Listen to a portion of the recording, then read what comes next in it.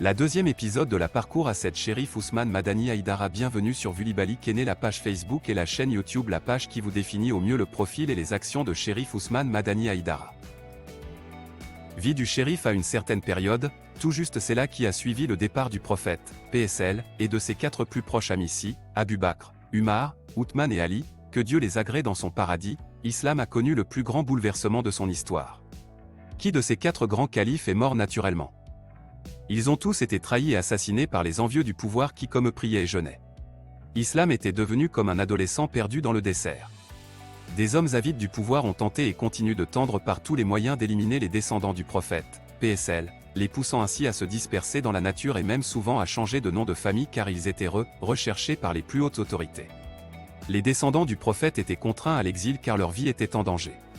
La parole d'Allah était véhiculée par des commerçants ambulants et des marabouts nomades qui voyageaient avec leurs disciples de village en village, de pays en pays, en traversant toutes les frontières à la quête du savoir et à la promotion de la parole d'Allah.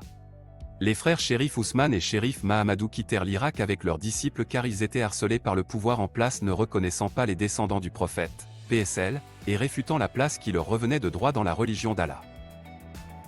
C'est dû au danger de mort auquel ils étaient confrontés en Arabie que les descendants du prophète se sont dispersés dans la nature et surtout en Afrique noire car très hospitalière.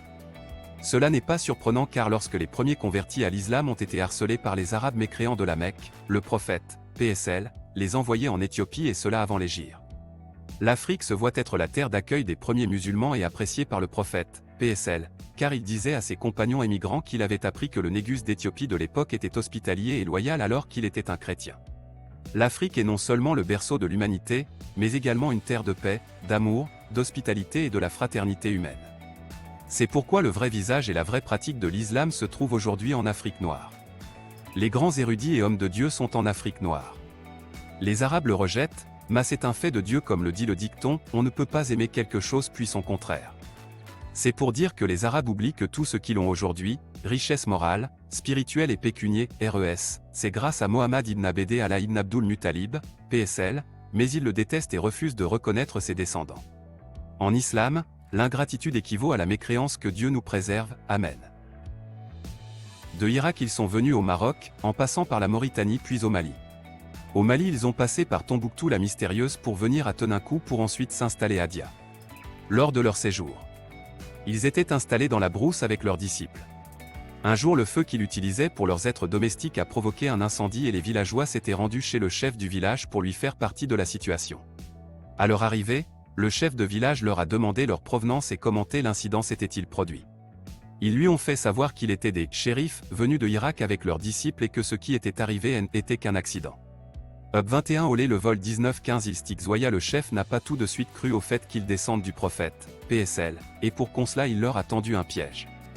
Dans l'huile. L'un des shérifs a mis tire la bague et c'est ainsi que le chef de village a reconnu qu'il était des vrais descendants du sceau des prophètes c'est-à-dire des shérifs.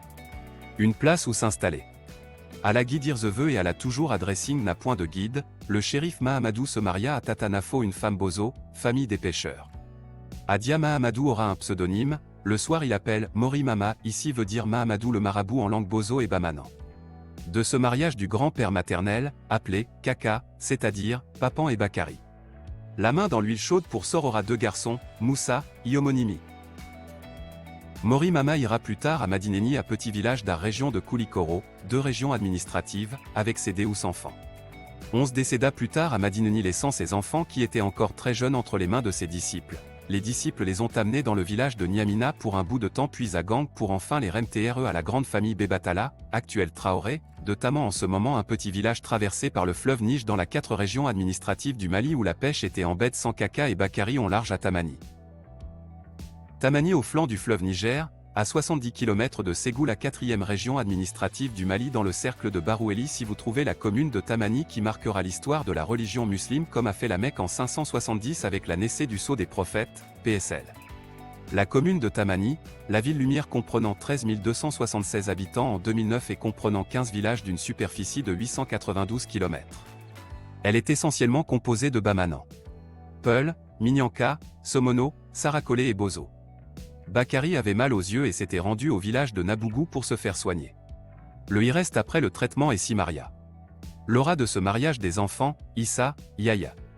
Mahamadou et Ali Haïdara. Moussa, Kaka, il se maria aussi à 2 femmes à Tamani, Mariam Koulibaly et Aminata Diarra. Mariam enfantera d'un garçon et d'une fille, Mamadi et Yuma. Aminata a eu comme enfant, Abdoulav, Yacouba et Mamadi Din Faladji.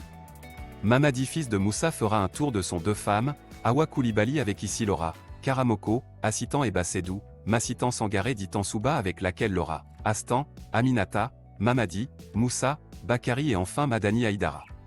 Rendez-vous à la prochaine épisode.